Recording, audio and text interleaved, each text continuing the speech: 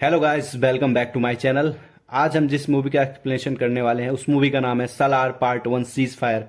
इस मूवी की स्टोरी काफ़ी घुमा फिरा की थी, पर मैं आज आपको सीधे तरीके से बताऊंगा ताकि आपको समझने में बिल्कुल भी दिक्कत ना हो। तो देरी किस बात की, चलो शुरू करते हैं। ये कहानी है खानसार के एक शहर की जो कि इंडिया का ही पार्ट है, लेकिन उसके बारे में बहुत कम लोग ही जानते हैं। लगभग हजारों साल पहले कई सारे खतरनाक डाकू एक जंगल में रहते थे। उन डाकुओं के 3 कबीले थे, मन्नार कबीला, सौरियांगा कबीला और घनियार कबीला। इन 3 कबीलों ने मिलकर अपने गढ़ को बहुत मजबूत बना लिया था। उन्होंने उस जगह का नाम दिया खानसार, जहां पर अंग्रेजी भी हुकूमत नहीं कर पाए। आज़ादी के बाद जब भारत के नेता खानसार को नक्शे में शामिल करना चाहते थे, तब उन डाकुओं के मुखिया शिव मन्नार ने दिल्ली जाकर खानसार को भारत के नक्शे से मिटा दिया। उन्होंने संविधान को भी मानने से इनकार कर दिया। भारत का कानून खानसार पर लागू नहीं था, पर उन डाकुओं की दहशत पूरे देश में फैली हुई थी और वो कहीं भी कुछ भी कर सकते थे। लेकिन अब देश में लूट मार करने के बजाय उन्होंने सिर्फ गैर कानूनी धंधे करने वाले से ही कमीशन लेना शुरू कर दिया। इससे वो लोग बहुत ताकतवर और अमीर हो गए। बढ़ते दौलत से शिव मन्नार को डर सता रहा था कि डाकुए कहीं आपस में ही जंग न कर लें। इसीलिए उन्होंने खानसार को एक सिस्टम में बांधने का फैसला किया और खुद ही एक किताब लिखा जिसका नाम निबंधन था, जिसके हिसाब से उन्होंने खानसार को 101 हिस्सों में बांट दिया और हर हिस्से का एक नेता घोषित किया। सबसे कम दर्जे के नेता कापर, उनके ऊपर थे सरदार और सबसे पावर थी कर्ता के पास यानी राजा के पास, जो कि फिलहाल शिव मन्नार थे। फिर 1985 में उनकी मौत हो जाती है। अब सौरंगिया कबीले के मुखिया के राजा बनने की बारी थी, लेकिन शिव मन्नार के बेटे राज मन्नार को ये मंजूर नहीं था। वो अपने पिता की गद्दी को छोड़ना नहीं चाहता था, इसीलिए अपने फौज की मदद से पूरे सौरयांगा कबीलों को नींद में ही मारवा डालता है। फिर खानसार का कर्ता बन जाता है। अब वहां पर 2 ही कबीले बचे थे, एक मन्नार, दूसरा घनियार। इन सब के बीच दिलचस्प घटना होती है। राज मन्नार की 2 पत्नियां थी और उसकी पहली बीबी के 2 बच्चे थे, बेटा रुद्रा और बेटी राधा रमा। इन दोनों को बहुत इज्जत मिलती थी, लेकिन राज मन्नार की दूसरी पत्नी के बेटे वर्धा और वाजी को ज्यादा इज्जत नहीं मिलती थी। रुद्रा और राधा वर्धा और उसके भाई से नफरत करते थे, पर इसके बावजूद वर्धा को बराबरी का हक मिलता है और उसे रुद्रा ही जैसा एक सरदार बनाया जाता है। वर्धा का एक जिगरी दोस्त था, देवरथा रायसार, जो कि शौर्य कबीला का लड़का था और वह बचपन से ही काफी निडर और हिम्मत वाला था, जो वर्धा के लिए कुछ भी कर सकता था। और वर्धा उसे अपना सालार बोलता था, मतलब खास सेनापति। फिर बाद में जब राज मन्नार ने घनियार के साथ मिलकर सौरयांगों को मारने लगा, तब वर्धा ने अपने दोस्त को बचाने का फैसला किया, क्योंकि देवरथा एक सौरयांगा कबीले का लड़का था। उस टाइम पर घनियार कबीले के लोग देवा और उसकी माँ को मारने उसके घर गए थे। फिर वर्धा वहां जाता है। वह देवा के परिवार को बचाने के लिए अपना सरदार का कड़ा घनियार कबीले के एक आदमी को दे देता है, लेकिन राज मन्नार से यह बात छुपाई जाती है कि वर्धा ने एक सौरयांगा को बचाने के लिए अपना कड़ा उतार देता है। वर्धा देवा और उसकी मां को खानसार से बाहर भेज देता है, लेकिन देवा जाने से पहले वर्धा को यह वादा करके जाता है कि वो जब भी बुलाएगा वो जरूर आएगा। और इतना कह के देवा और उसकी मां गुजरात के लिए चले जाते हैं और इधर वर्धा के पिता उसको घर से बाहर निकाल देते हैं और सरदार का कड़ा लेकर उसे कापर का कड़ा दे दिया जाता है। इस तरह 25 साल बीत जाता है। सन 2010 में पहली बार खानसार में विद्रोह की शुरुआत होने लगती है। एक दिन अचानक राज मन्नार को यह खबर लगता है कि खानसार में से किसी गुमनाम रूप में बहुत सारे हथियारों की खरीदारी की है। असल में वहां कर्ता के खिलाफ साजिश चल रही थी, जिसका पता लगाने के लिए राज मन्नार को खानसार से बाहर जाने का फैसला करता है और वो अपनी सारी जिम्मेदारी राधा रमा को सौंपता है। पर राज मन्नार के जाने से पहले उसका दामाद भैरवा उनसे बोलता है कि उन्हें वर्धा को माफ करके फिर से खानसार का सरदार बना देना चाहिए, जिसके लिए वो तैयार हो जाता है और वो रंगा नाम के एक आदमी से उसके सरदार की कुर्सी मांग लेता है। रंगा असल में उसी घनियार का लड़का था जिसे 25 साल पहले वर्धा ने अपना कड़ा दे दिया था, इसलिए राज मन्नार उसी से सरदार की कुर्सी मांग लेता है।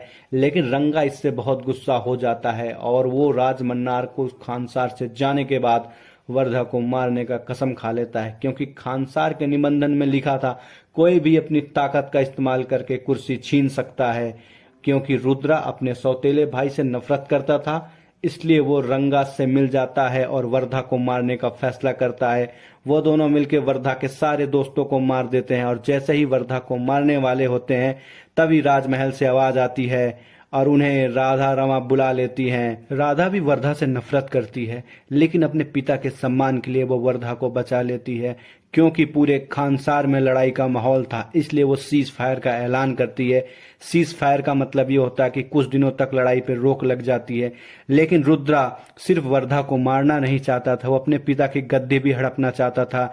इसलिए वो सीज फायर को हटाने के लिए वोटिंग की मांग करता है और उसकी वोटिंग स्वीकार ली जाती है। 9 दिन बाद वोटिंग का फैसला आना होता है। वहीं अधिकतर लोगों को ये यकीन था कि वोटिंग से सीज फायर हट जाएगा और वो फिर से लड़ाई कर पाएंगे, इसीलिए वोटिंग से पहले वो लोग अपनी अपनी आर्मी बनाने में लग जाते हैं ताकि वो वापस से लड़ाई कर पाए और राजा की गद्दी छीन पाए। वहीं वर्धा के पास सबसे कम सैनिक थे, क्योंकि उसके पास इतने पैसे नहीं थे कि वो कोई आर्मी खड़ी कर पाए और उसको ही जान का सबसे ज्यादा खतरा था। लेकिन वर्धा ये फैसला करता है कि वो देवा को वापस खानसार में ले आएगा, क्योंकि देवा अकेले ही पूरे फौज के बराबर है और वो वर्धा के लिए कुछ भी कर सकता है। वर्धा एक अपने दोस्त बिलाल को लेकर देवा को गुजरात से लाने के लिए निकल जाता है और जब देवा खानसार में वापस आता है तो वर्धा की बेइज्जती देख और खानसार के बुरे लोगों को देख वो काफी गुस्से में आ जाता है। और फिर एक दिन देवा विष्णु नाम के एक व्यक्ति से भिड़ जाता है। वो एक सरदार का लड़का था और वो औरतों पे काफी जुल्म करता था। देवा अकेले ही विष्णु के सारे आदमियों को मार देता है और आखिरी में विष्णु को काफी ब्रूटली तरीके से मार देता है।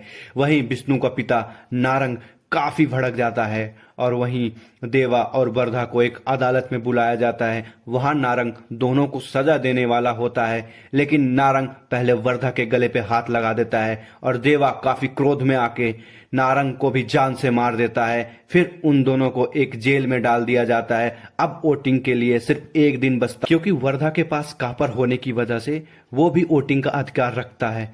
तभी वहां पे राधा रमा आ जाती है, जो वर्धा से कहती हैं कि अपना वोट सीज फायर के पक्ष में ही डालना, क्योंकि अपने पिता का सम्मान करते हो तो वही करना और खानसार में लगी हुई आग शांत हो जाए। अब अगला दिन वोटिंग का आता है और अधिकतर लोगों ने सीज फायर के खिलाफ ही वोट किया था। तभी अचानक से वहां राजमन्नार आ जाता है। उनके वोट को मिलाकर दोनों पक्ष टाई हो जाते हैं। अब बारी थी वर्धा की। वर्धा अपना वोट सीज फायर के खिलाफ ही डालता है, क्योंकि वो भी चाहता है कि अब खानसार में जंग हो। और इतना होने के बाद राधा रमा काफी गुस्सा हो जाती है और वो वर्धा उसके सारे साथियों को मारने का हुक्म दे देती है। इसी बात का फायदा उठा के रंगा वर्धा को पकड़ ले जाता है और उस पे खूंखार पागल छोड़ देता है। और इधर वर्धा के भाई और उसके दोस्तों को जान से मारने की तैयारी होती है, लेकिन वहीं देवा आके उन सबको बचा लेता है, वहां सारे आदमियों को मार देता है। उसके बाद वो वर्धा के पास जाता है। वर्धा को लेकर वो रंगा और उसके सारे आदमियों को जान से मार देता है। अब वहीं वर्धा देवा से बोलता है कि अब उसे सरदार नहीं बनना है, अब उसे पूरे खानसार पे राज करता है। तो उसकी बात को देवा मान लेता है। वहीं सीन दूसरी तरफ घूमता है। राजमन्नार राधा को ये बताता है कि उसने पता लगा लिया कि हमारे खिलाफ विद्रोह कौन कर रहा है और कौन इतनी बड़ी वेपन डील करके लाया है। तो राधा ने जब पूछा तो राजमन्नार ने बताया कि ये डील किसी और ने नहीं, घनियार कबीले के लोग ने की है, जो कि जंग की तैयारी कर रहे हैं और मेरी गद्दी हड़पना चाहते। वो बताता है कि खानसार में कुछ और लोग भी हैं जो काफी षड्यंत्र रच रहे हैं। उनमें से था एक रुद्रा, उनका बेटा, जो अपने मामा के साथ मिलकर मेरी गद्दी हड़पना चाहता है। इसके अलावा उनका सबसे बड़ा दुश्मन था उनका दामाद यानी कि भैरवा। वो घनियार कबीले का नहीं था, वो एक सौर्यांगा कबीले का लड़का था। राजमन्नार और राधा ने भैरवा के एक साथी को पकड़ लिया था। उससे वो पता लगाते हैं कि 25 साल पहले जब राजमन्नार के आदेश पे सौरंगा कबीलों को मार दिया गया था, कैसे वहां के लोग अपने बच्चे को एक गुफा में छुपा देते हैं और वो बच्चे आज बड़े हो गए हैं और बचपन से ही तैयारी कर रहे थे एक जंग की और प्रतिशोध की। सौर्यांगा का मेन लीडर है इस समय भैरवा, जो कि इतने सालों से महल में रह रहा था और एक दूसरे के खिलाफ फूट डाल रहा था ताकि वो आपस में लड़ जाएं और कमजोर हो जाएं, जिसकी बदौलत खानसार में ऐसा माहौल बन गया था कि अब वो सारे अपना बदला ले। उनका टारगेट कुर्सी पाना नहीं था, उनका टारगेट यह था कि वो राज मन्नार को उसी कुर्सी के साथ जला दे और पूरे मन्नार आर्मी को खत्म कर दें। अब जो कि एक ही सौर्यांगा उनके साथ नहीं था, जो कि था देवरथा रायसार, क्योंकि देवा भी एक सौर्यांगा ही था। असल में वो उस सौर्यांगा का लड़का था जिसे 25 साल पहले राजा बनना था, लेकिन राजमन्नार उसे धोखे से मरवा देता है। इस अधिकार से उस गद्दी पे बैठने का असली अधिकार देवा के पास था, लेकिन वहीं देवा उस गद्दी पे वर्धा को बैठाने के लिए जंग लड़ रहा था।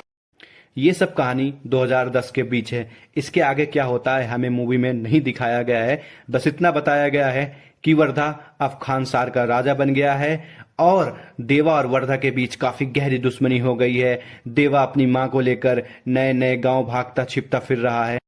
इसके अलावा राधा भी देवा से काफी दुश्मनी करती है और उससे काफी क्रोधित रहती है और उसे मारने का प्रयास करती है।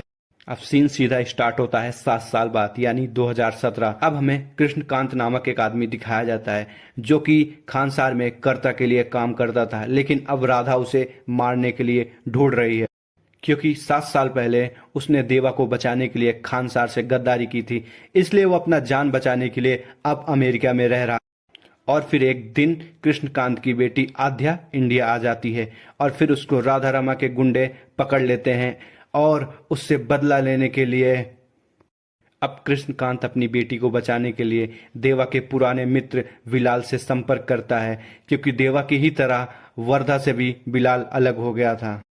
फिर विलाल आध्या को उन गुंडे से बचाता है और आध्या को तीनसुखिया एक गांव में आसाम में ले, जहां पे देवा और उसकी मां रहते हैं। क्योंकि कृष्णकांत ने देवा की एक बार मदद की थी, इसलिए देवा उसकी बेटी को छुपाने के लिए राजी हो जाता है। लेकिन कुछ वक्त बाद राधा को यह पता चलता है कि आध्या तीनसुखिया गांव में है, इसलिए वो अपने सारे गुंडों को वहां आध्या को लाने के लिए भेज देती है।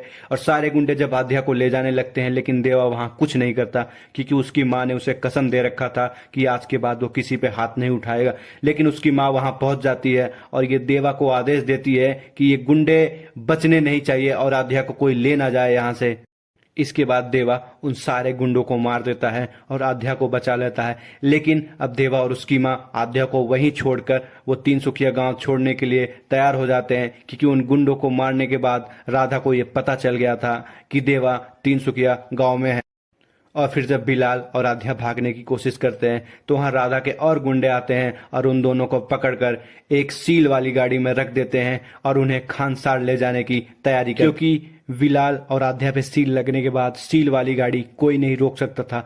असल में ये सील देवा के हाथ में बने टैटू का डुप्लीकेट है। आज से 7 साल पहले जब देवा ने सबको मारने के बाद वर्धा को राजा बनाता है तो अपने हाथ में बने इस टैटू को वर्धा का सबसे शक्तिशाली चिन्ह घोषित करता है और साथ में यह ऐलान करता है जो इस टैटू वाले गाड़ी को रोकेगा उसे जान से हाथ धोना पड़ेगा। तब से वर्धा इस सील का इस्तेमाल करके अपने सारे गैर कानूनी काम शुरू कर देता है। लेकिन जब देवा देखता है कि उन दोनों को सील लगा के सील वाली गाड़ी में रख दिया है तो वो गाड़ी को रोकता है और उन्हें बचाने के लिए जंग शुरू कर देता है और विलाल को आध्या को लेके वहां से जाने का हुक्म देता है।